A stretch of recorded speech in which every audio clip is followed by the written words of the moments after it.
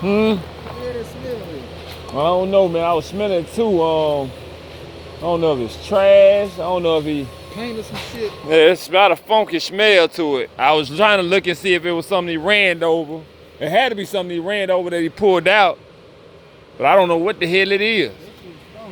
Hell yeah.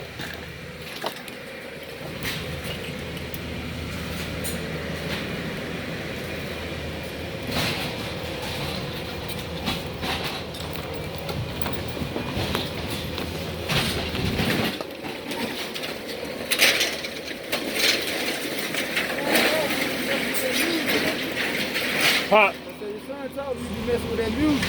Yeah, I got a record label. Oh, you do? What's the name of the record label? Can't Stop Music. Can't Stop. Uh-huh. Okay.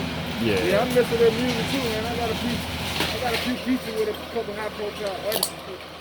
That's what I'm really trying to do with music. Okay. All right. What you a producer or a rapper? Yeah, I'm a rapper. Okay, what's your stage name? Goonie. Goonie? Yeah. Okay. What you done so far to get it? Yeah, that was the best thing to do. I should have told him to move that thing. What are you done? Yeah, really right now, I had dropped EP probably around like February last year. But I had took it down, put it on TuneCore and dropped it out. But I'm finna get to drop another EP. I got another single that I'm finna roll with. But me personally, I think it really opened the door for me.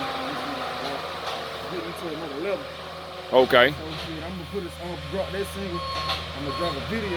They want like $1,000 for the video, and they told me the dude who made the beat, he told me he want like 800, but I don't know why he told me 800 to mix and master unless he wanted me to pay for the sample or the rights to the beat. Who, Nitty? Nah, his name Mike Mixon. Oh. And he want 800 for the mix? He want 800 for the mix. And I was gonna get